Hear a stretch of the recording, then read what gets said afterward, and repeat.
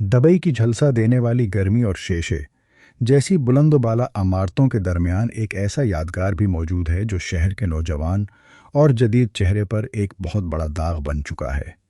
یہ Dubai frame ہے، ایک ایسا ڈھانچہ جو زابیل پارک کے درمیان اور اپنے سنہری پردے میں ایک ایسی کہانی چھپائے ہوئے ہے جو اب تک جدید تعمیراتی تاریخ کی سب سے زیادہ متنازع اور تاریک داستانوں میں سے ایک سمجھی جاتی ہے۔ یہ صرف ایک سیاحتی مقام نہیں بلکہ ایک ایسی حقیقت کی یادگار ہے جہاں 1 ارب درہم کے عظیم منصوبے کے پیچھے چھپی ہوئی فکری ملکیت کی چوری، بدعنوان بلدیاتی طریقہ کار اور تعمیراتی انجینئرنگ کی وہ تلخ حقیقتیں موجود ہیں جن کے بارے میں دبئی کی چمکتی ہوئی تصویر میں کوئی نہیں بتاتا۔ جب آپ اس شہر کی تیز رفتار ترقی کو دیکھتے ہیں تو آپ کو لگتا ہے کہ یہاں ہر چیز کمال اور دیانتداری کے ساتھ بنائی گئی ہے، لیکن دبئی فریم کی کہانی آپ کو یہ دکھا دے گی کہ جب طاقت اور بلند عزائم ایک ساتھ آتے ہیں تو کس طرح ایک خواب جیسے منصوبے سے ایک معمار کا سب کچھ چھین لیا جاتا ہے اور پھر اسی ڈھانچے کو ایک نمائش گاہ بنا کر دنیا کے سامنے پیش کیا جاتا ہے۔ آج ہم اس عمارت کے بارے میں صرف بات نہیں کریں گے بلکہ اس میں چھپی ہوئی گہری حقیقت میں اتریں گے کہ کس طرح ایک عالمی مقابلے میں جیتنے والا نقشہ مبینہ طور پر چھین لیا گیا، کس طرح اس کے تخلیق کار کو اپنی ہی عمارت کے دروازے تک آنے کی اس کی دیکھ بھال، تعمیراتی پیچیدگیوں اور شہر کی مسلسل بدلتی ہوئی ترجیحات نے اس یادگار کو اس کی ابتدائی شناخت سے بہت مختلف بنا دیا ہے۔ یہ کہانی صرف ایک عمارت کی نہیں بلکہ ایک ایسے شہر کی ہے جہاں کچھ بھی مستقل نہیں رہتا، نہ فکری ملکیت، نہ تعمیراتی شان اور نہ ہی سیاحوں کی توجہ۔ تو آئیے اس عظیم سنہری فریم کے پیچھے چھپی ہوئی ہر حقیقت اور تباہی کو تفصیل سے سمجھتے ہیں، لیکن اس بار بغیر کسی پردے کے۔ بات 2008 کی ہے جب دبئی بلدیہ اور جرمنی کے صنعتی ادارے تھیسن کرپ نے مل کر ایک بین الاقوامی تعمیراتی مقابلہ شروع کیا۔ اس مقابلے کا مقصد زابیل پارک کے لیے ایک ایسی نمایاں علامت تیار کرنا تھا جو دنیا بھر میں دبئی کی پیارکن بن سکے۔ اس مقابلے میں دنیا بھر سے 926 تجاویز پیش کی گئیں اور انہی تجاویز میں میکسیکو کے معمار فرنینڈو ڈونس کا نقشہ بھی شامل تھا۔ فرنینڈو ڈونس نے ڈیلفٹ یونیورسٹی آف ٹیکنالوجی سے ڈاکٹری کی ڈگری حاصل کی تھی اور تقریباً 9 برس تک معروف معمار ریم کولہاس کے ادارے میں کام کیا تھا، جہاں اس نے بیجنگ کے مرکزی نگرانی مرکز جیسے بڑے عالمی منصوبوں پر کام کیا۔ فرنینڈو نے مشاہدہ کیا کہ دبئی کی شہری منظر کشی پہلے ہی پیچیدہ بلند عمارتوں، بادبان نما ہوٹلوں اور مصنوعی جزیروں سے بھری ہوئی ہے۔ اس نے سوچا کہ اگر وہ بھی وہاں ایک اور بھاری عمارت یا بڑا حجم شامل کرے گا تو اس کا کوئی خاص مطلب نہیں ہوگا۔ اسی لیے اس نے ایک خالی جگہ پر مشتمل 150 میٹر بلند مستطیل دروازے جیسا ڈھانچہ تجویز کیا جو ایک وسیع منظر نامے کے عدسے کو کام کرتا۔ فرنینڈو کا تصور تھا کہ ایک طرف سے دیکھنے پر قدیم دبئی اور دیرہ اس فریم کے اندر نظر آئیں گے، جبکہ دوسری طرف دبئی کی جدید بلند و بالا عمارتوں کا منظر جس میں برج خلیفہ سب سے نمایاں ہوگا دکھائی دے گا۔ یہ ایسا تعمیراتی تصور تھا جس میں کچھ نیا شامل کرنے کے بجائے خالی جگہ کو ہی مرکزی خیال بنایا گیا تھا اور شہر کے ماضی اور مستقبل کو ایک ہی منظر میں پیش کیا گیا تھا۔ اس کا ڈیزائن اتنا منفرد اور طاقتور تھا کہ اس نے $1,00,000 کا پہلا انعام جیت لیا، لیکن فرنینڈو کو اس وقت معلوم نہیں تھا کہ یہی کامیابی اس کے لیے ایک انتہائی تلخ داستان کا آغاز بننے والی ہے۔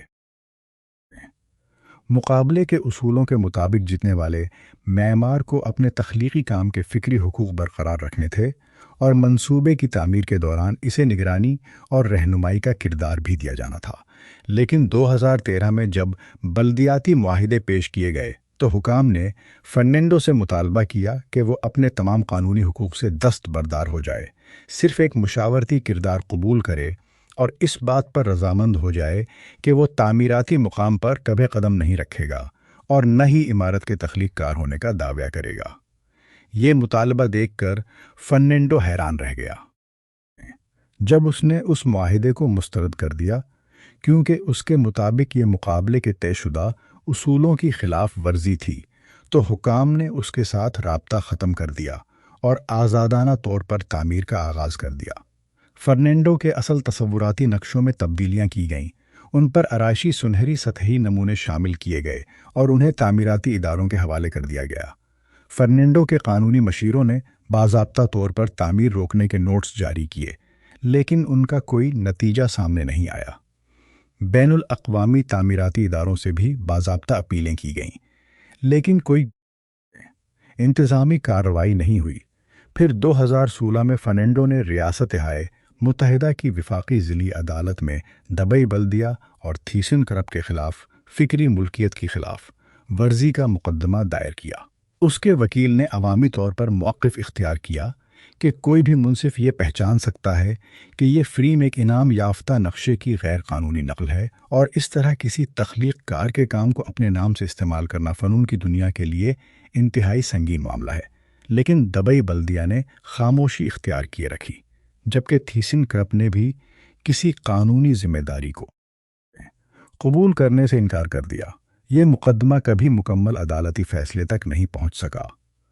1 جنوری 2018 کو سنہری تہہ سے ڈھکا ہوا دبئی فریم باضابطہ طور پر عوام کے لیے کھول دیا گیا، لیکن اس افتتاح میں فرنینڈو ڈونز کو نہ دعوت دی گئی اور نہ ہی عمارتیوں پر اس کا نام درج کیا گیا۔ یوں ایک عظیم تعمیراتی کامیابی ایک ایسے تنازع کا حصہ بن گئی جسے جدید تعمیراتی تاریخ کے اہم ترین فکری ملکیت کے تنازعات میں شمار کیا جاتا ہے۔ لیکن فرنینڈو کے دل کی اس داستان کے علاوہ اس عمارت کی جسمانی حقیقت بھی کم پیچیدہ نہیں ہے۔ دبئی جیسے ماحول میں 150 میٹر بلند دھاتی خالی ڈھانچے کو کھڑا رکھنا ایک مسلسل تکنیکی جنگ کے برابر ہے۔ جب آپ اس فریم کو دور سے دیکھتے ہیں تو آپ کو لگتا ہے کہ یہ صرف ایک خالی ڈھانچہ ہے، لیکن حقیقت میں یہ ایک ایسا فعال تعمیراتی ذات حرارتی پھیلاؤ اور زیر زمین نمکیات سے مقابلہ کرتا ہے۔ اس کی بیرونی سطح سب سے بڑے دیکھ بھال کے مسائل میں سے ایک ہے۔ سنہری بیرونی تہہ صحرائی ہواؤں کے براہ راست کے ذرات اور سمندری نمک کے ذرات مسلسل جوڑوں اور تعمیراتی تختیوں پر جمع ہوتے رہتے ہیں۔ اپنی چمک برقرار رکھنے کے لیے خصوصی صفائی کے نظام مسلسل استعمال کیے جاتے ہیں۔ اونچائی پر کام کرنے والے کارکن بیرونی راستوں اور حفاظتی نظاموں کے ذریعے ہزاروں سطحی تختیوں کو صاف کرتے ہیں۔ یہ ایسا نہ ختم ہونے والا عمل ہے جو عمارت کے نچلے حصے سے مکمل ہونے کے بعد دوبارہ اوپری حصے سے شروع ہو جاتا ہے۔ خلیجی ماحول میں گرد و غبار اتنی تیزی سے جمع ہوتا ہے کہ اگر صفائی کے معمول میں معمولی تاخیر بھی ہو جائے تو سنہری بیرونی سطح کی چمک نمایاں طور پر کم ہو جاتی ہے۔ فریم کی بیرونی سطح کی صفائی صرف ایک مسئلہ ہے، اس کے نیچے موجود زمین تعمیراتی نظام اس سے بھی زیادہ پیچیدہ ہے۔ زابل پارک کی زمین ساحلی نمکیاتی مٹی پر مشتمل ہے، جس میں نمکین زمین پانی موجود ہے، جس میں نمکین زیر زمین پانی موجود ہے۔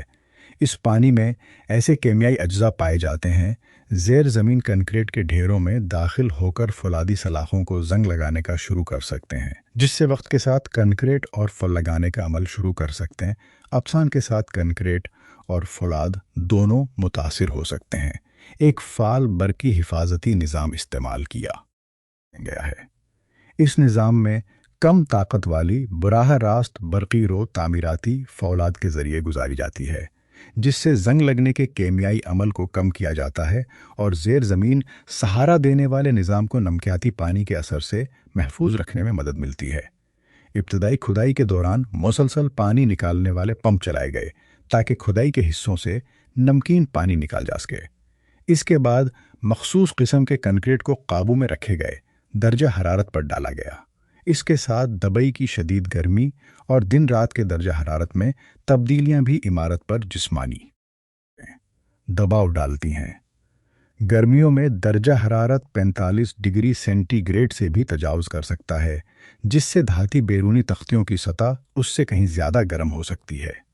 یہ حرارتی شدت شیشے اور دھاتی ڈھانچے میں پھیلاؤ پیدا کرتی ہے، اسی لیے مخصوص پھیلاؤ والے جوڑ اور سورج کی شعاؤں سے محفوظ رکھنے والے مواد استعمال کیے جاتے ہیں تاکہ تعمیراتی دباؤ سے دراڑیں پیدا نہ ہوں۔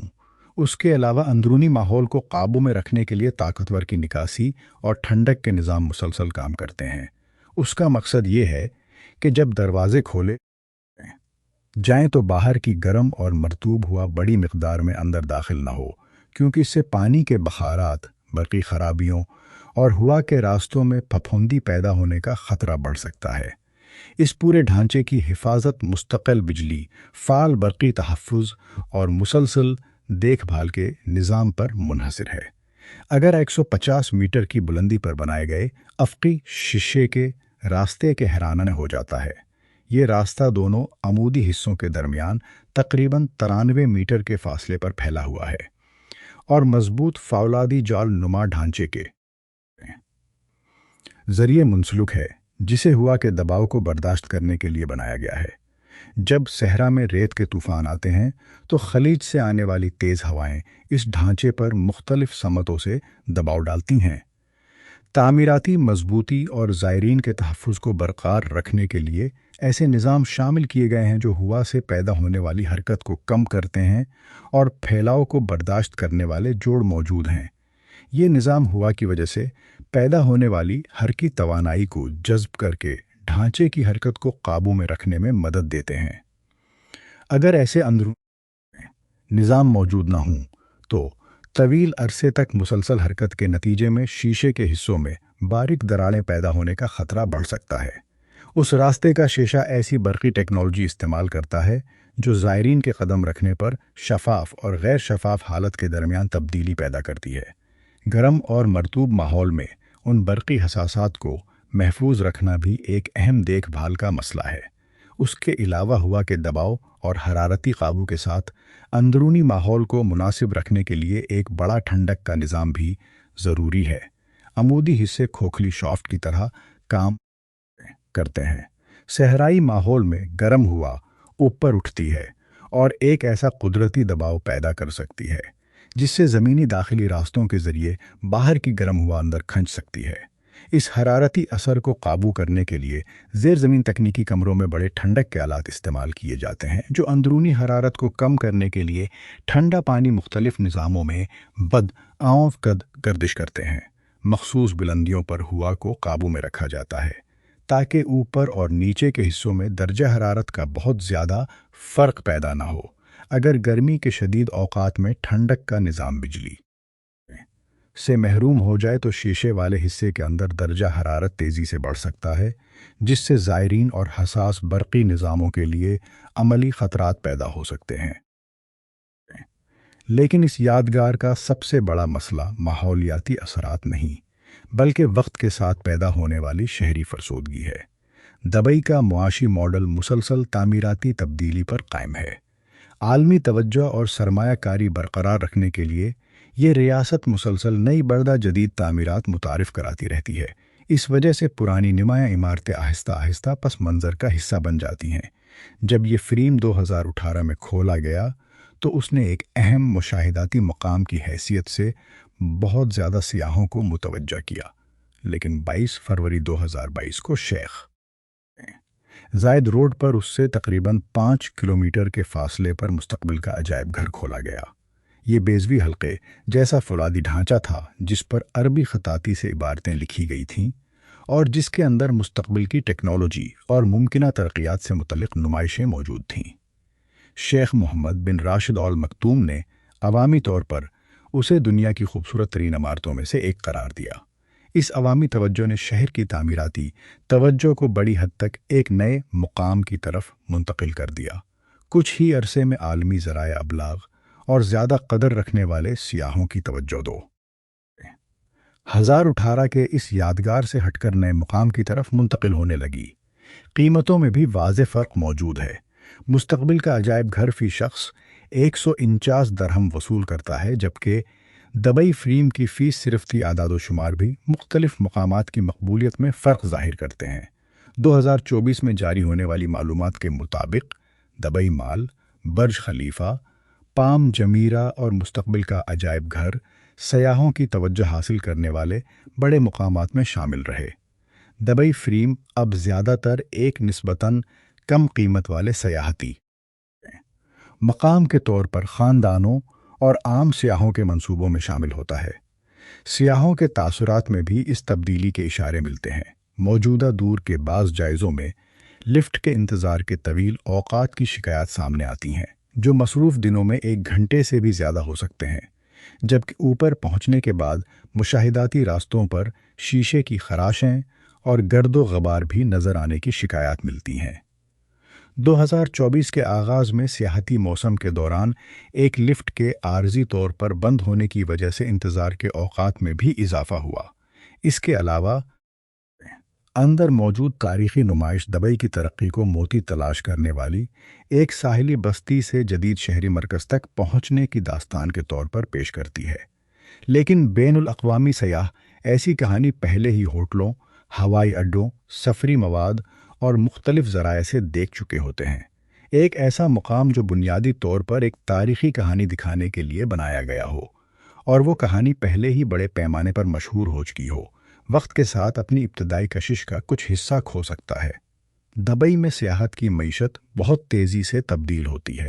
جب کسی مقام کی ابتدائی کشش کم ہونے لگتی ہے تو سیاحتی کمپنیاں اپنے منصوبے تبدیل کرتی ہیں تاکہ اخراجات اور آمدنی کے درمیان توازن برقرار رکھا جا سکے۔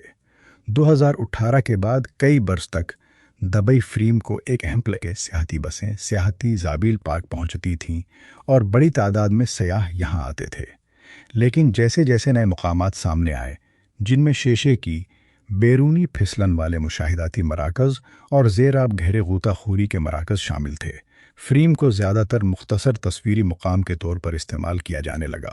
اب بعض سیاحتی منصوبوں میں اندرونی نمائش اور اوپری راستے کے لیے 2 گھنٹے گزارنے کے بجائے باہر سے سنہری فریم کے سامنے تصویر بنانے کے لیے صرف 20 منٹ دیے جاتے ہیں، اور پھر گروپ کو شہر کے مرکزی حصے کی طرف لے جایا جاتا ہے۔ اس مختصر قیام کا اثر اندرونی دکانوں اور کھانے پینے کی خدمات سے ہونے والی اضافی آمدنی پر بھی پڑ سکتا ہے۔ اس کے ساتھ ساتھ سماجی ذرائع ابلاغ میں ہونے والی تبدیلیوں نے تعمیراتی مقامات کی تشہیری اہمیت بھی بدل دی ہے۔ 2018 میں شفاف شیشے کے فرش پر کھڑے ہو کر شہر کے اوپر تصویر بنوانا ایک منفرد تجربہ سمجھا جاتا تھا اور اس نے وسیع پیمانے پر آن لائن توجہ حاصل کی، لیکن 2024 تک دنیا بھر کے کئی مشاہداتی مراکز میں اسی طرح کے شیشے کے فرش اور بلند مقامات موجود ہو چکے تھے۔ نیویارک کے ایج سے لے کر بینکاک کے مہا نخون تک ایسے مناظر عام ہو گئے تھے۔ اس وجہ سے اس بصری تجربے کی ابتدائی انفرادیت کم ہو گئی۔ زیادہ توجہ حاصل کرنے والے مواد بنانے والے افراد نئی اور زیادہ متحرک جگہوں کی طرف جانے لگے، جیسے مستقبل کے عجائب گھر کی متعامل نمائشیں یا آسمانی تالاب۔ جیسے ہی آن لائن مقبولیت معمول بن گئی، نوجوان طبقے کی دلچسپی بھی دوسرے مقامات کی طرف منتقل ہونے لگی۔ عمارت اپنی جگہ موجود رہی، لیکن اس کے ارد موجود ڈیجیٹل دنیا نئے اور زیادہ حیران کن مناظر کی طرف منتقل ہو گئی۔ مسلسل تعمیراتی ترقی کے اس عمل کا اثر شہر کے مختلف سماجی طبقات پر بھی پڑتا ہے۔ دولت مند بین الاقوامی سیاح جو اٹلانٹس دی رائل جیسی پرتعیش جائیدادوں میں مہنگے کمرے بک کرتے ہیں، ان کے خصوصی سفری منصوبوں میں عموماً ثانوی بلدیاتی مقامات شامل نہیں ہوتے۔ ان کی ترجیح برج خلیفہ کی بلند ترین منزلوں پر خصوصی مقامات، مستقبل کے عجائب گھر کی خاص تقریبات یا نجی کھانے کے تجربات ہوتے ہیں۔ دوسری طرف کم بجٹ رکھنے والے بین الاقوامی سیاحوں کے لیے دبئی فریم ایک نسبتاً قابل رسائی مقام ہے، کیونکہ اس کی 50 درہم کی فیس مستقبل کے عجائب گھر کی 149 درہم کی فیس کے مقابلے میں بہت کم ہے۔ 150 میٹر بلند راستے سے قدیم رہائشی علاقوں اور جدید شیخ زاید روڈ کی بلند عمارتوں کے درمیان تبدیلی کا واضح منظر دکھائی دیتا ہے، لیکن دبئی اور دوسرے نئے تفریحی مقامات کی وجہ سے اسی قیمت کے اندر سیاحوں کی توجہ مختلف مقامات میں تقسیم ہو جاتی ہے۔ سیاحوں کی مقامات محدود رکھنے والے سیاحوں کی توجہ حاصل کرنے کے لیے ایک دوسرے سے مقابلہ کرتے ہیں، تو ہر مقام پر آنے والے افراد کی تعداد میں تبدیلی آتی رہتی ہے۔ اس عمارت کے عملی نظام کے پیچھے وہ دیکھ بھال کرنے والے کارکن بھی موجود ہیں، جن کی شناخت عموماً عوام کی نظر سے پوشیدہ رہتی ہے۔ ٹکٹ جاری علنی کرنے والے ملازمین جو صبح 6 بجے اپنی ڈیوٹی شروع کرتے ہیں۔ تکنیکی کارکن جو لفٹوں کے نظام کی دیکھ بھال کرتے ہیں، اور وہ صفائی کرنے والی ٹیمیں جو گرمی بڑھنے سے پہلے صبح سویرے سنہری بیرونی تختیوں کو صاف کرتی ہیں۔ سب اس عمارت کو عوام کے سامنے بہترین حالت میں رکھنے کے ذمہ دار ہیں۔ ان کارکنوں کے لیے سیاحوں کی تعداد اور بلدیاتی ترجیحات میں تبدیلی کا براہ راست اثر ان کے کام کے اوقات، اضافی کام کے مواقع، معاہدوں کی مدت اور مقررہ دیکھ بھال کے بجٹ پر پڑتا ہے۔ روزانہ کی ظاہری خوبصورتی کا پورا بوجھ ایسے کارکنوں پر ہوتا ہے جن کا کام عام طور پر عوامی منظر سے باہر رہتا ہے۔ سیاحوں کی تعداد میں تبدیلی سے عملے کی منصوبہ بندی بھی متاثر ہوتی ہے، اور بعض کارکنوں کے اضافی کام کے اوقات میں کمی یا اضافہ ہو سکتا ہے۔ روزانہ کی بنیاد پر یہ ٹیمیں عمارت کے زیر زمین خدماتی حصوں میں جمع ہوتی ہیں۔ مختلف ذیلی اداروں کے تحت کام کرنے والے کارکنوں کو ہوا کی ٹھنڈک، شیشے کی صفائی، بجلی حفاظت اور دیگر شعبوں میں تقسیم کیا جاتا ہے۔ عوام کے لیے دروازے کھلنے سے پہلے حفاظتی رکاوٹوں، لفٹ کے نظام، برقی آلات اور شیشے کی سطحوں کا معائنہ کیا جاتا ہے۔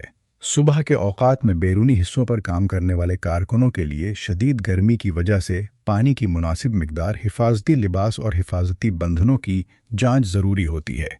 ایسے مقام پر کام کرنا جہاں سیاحوں کی تعداد مسلسل بدل رہی ہو، کارکنوں کے روزمرہ معمولات میں بھی عملی تبدیلیاں لاتا ہے۔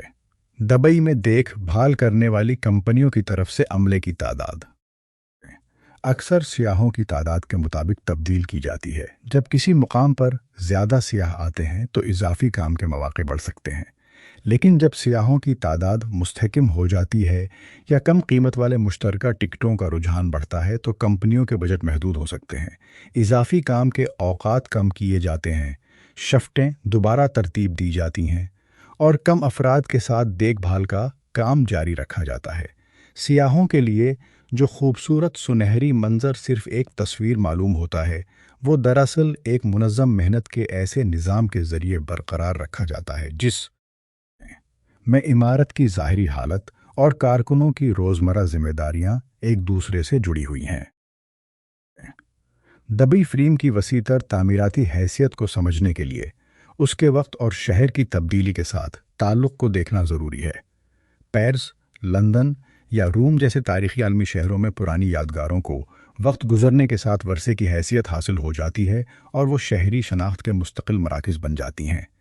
دبئی اس کے برعکس ایک ایسے ماڈل پر کام کرتا ہے جہاں معاشی ترقی مسلسل نئی تعمیرات اور بڑے منصوبوں کے ذریعے آگے بڑھتی ہے۔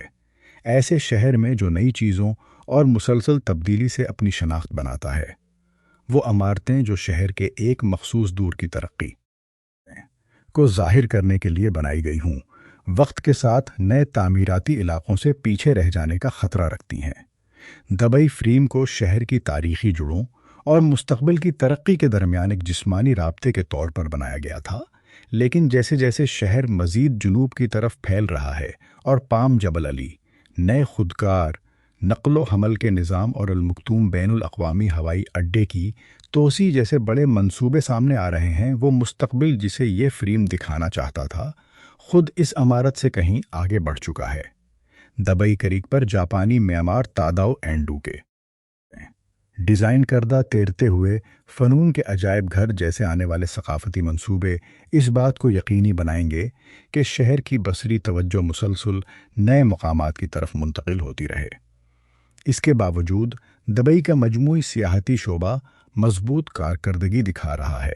امارات نے 2024 رات گزارنے والے سیاح ریکارڈ کیے، جو 2023 کے مقابلے میں تقریباً 9% زیادہ تھے، جبکہ 2025 کے آغاز میں ہوٹلوں میں قیام کی شرح اسی 6% تک پہنچ گئی۔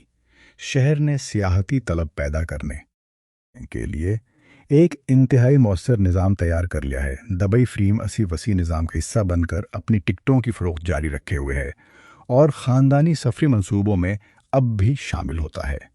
یہ عمارت ایک مستقل بلدیاتی اثاثہ بن چکی ہے، لیکن جب یہ پہلی بار کھلی تھی تو اس نے جو حیرت انگیز بصری کشش پیش کی تھی، یعنی ایک ایسے خالی تعمیراتی راستے کے اندر کھڑے ہونا جہاں سے شہر کے دو مختلف ادوار ایک ساتھ دکھائی دیتے تھے، وہ تجربہ اب دبئی کے شہری منظرنامے کا ایک معمول کا حصہ بن چکا ہے۔ جب فرنینڈو ڈونس نے 2008 میں یہ منصوبہ تیار کیا تھا تو اس کا اصل تصور ایک تعمیراتی اصول پر مبنی تھا۔ وہ چاہتا تھا کہ یہ فریم ایک غیر جانبدار مشاہداتی دروازے کا کردار ادا کرے، ایک ایسا جسمانی عدسہ جو زابیل پارک پر کوئی بھاری بصری بوجھ نہ ڈالے۔ اس کے اصل مقابلے کے نقشے میں فریم کی بیرونی سطح سفید اور سادہ تھی تاکہ وہ آسمان کے ساتھ گھل مل جائے اور فریم کے اندر دکھائی دینے والا شہر ہی اصل منظر بنے۔ لیکن جب بلدیاتی منصوبہ سازوں نے اس پر آرائشی سنہری تہ شامل کی اور بیرونی شکل کو نمایاں کر دیا تو فریم خود ایک الگ بصری کشش بن گیا۔ ایسا کر کے یہ ڈھانچہ بھی اسی زندگی کے چکر کا حصہ بن گیا جو دبئی کی تجارتی تعمیرات پر لاگو ہوتا ہے، یعنی نئے اور بہتر تعمیراتی منصوبوں سے مسلسل مقابلہ۔ یہ مسلسل ترقی جدید شہری منصوبہ بندی کے لیے ایک دلچسپ مثال پیش کرتی ہے۔ جب کسی شہر کا تعمیر شدہ ماحول مستقل تاریخی تحفظ کیا جاتا ہے تو اس کی تعمیراتی شناخت کس طرح بدلتی ہے۔ روایتی یورپی یا ایشیائی دارالحکومتوں میں شہری عمارتیں اس توقع کے ساتھ بنائی جاتی ہیں کہ وہ صدیوں تک اپنے اصل ماحول میں قائم رہیں گی۔ تیزی سے ترقی کرنے والے شہری مراکز میں عمارتیں اکثر مخصوص معاشی ایک مخصوص ترقیاتی دور کے اندر بنائی جاتی ہیں۔ جب کوئی نمایاں عمارت عالمی توجہ حاصل کرنے، سیاحت بڑھانے یا قریبی علاقوں کی تجارتی قدر میں اضافہ کرنے کا، تو بلدیاتی توجہ نئے ترقیاتی علاقوں کی طرف منتقل ہو سکتی ہے۔ پرانی عمارت اپنا کام جاری رکھتی ہے، لیکن شہر کے وسیع تر نظام میں اس کا کردار بدل جاتا ہے۔ دبئی فریم اس تبدیلی کی ایک واضح مثال ہے، ایک ایسا منصوبہ جو 2018 میں عالمی تعمیراتی گفتگو کے مرکز میں تھا، اب زابیل پارک میں ایک نسبتاً خاموش بلدیاتی اثاثے کے طور پر کام کر رہا ہے، جبکہ نئے عظیم منصوبے دنیا بھر کی توجہ حاصل کر رہے ہیں۔ دبئی فریم دبئی کے ماضی اور مستقبل کے درمیان تبدیلی کو دکھانے کے لیے بنایا گیا تھا، لیکن اس کے سنہری بیرونی حصے کے پیچھے ایک ایسی حقیقت چھپی ہے جسے بہت کم لوگ دیکھتے ہیں۔ ہر چمکتا ہوا بیرونی تختہ، ہر زیر زمین بنیاد کا نظام اور ہر متحرک شیشے کا حصہ اس تعمیراتی دروازے کو قائم رکھنے کے لیے مسلسل دیکھ بھال کا تقاضا کرتا ہے۔ یہ صرف ایک تعمیراتی علامت نہیں ہے، یہ ایک ایسی یادگار ہے جو ماضی کی قانونی لڑائیوں اور مسلسل آگے بڑھتے ہوئے شہر کے درمیان کھڑی ہے۔ شاید یہی مسلسل شہری ترقی کی اصل قیمت ہے۔ اگر آپ کو اس جدید عجوبے کے پیچھے چھپی ہوئی کہانی کو جاننے میں مزہ آیا ہے تو ویڈیو کو پسند کریں، ہمارے چینل کو سبسکرائب کریں اور اپنی رائے نیچے تبصروں میں ضرور شیئر کریں۔ دیکھنے کا شکریہ۔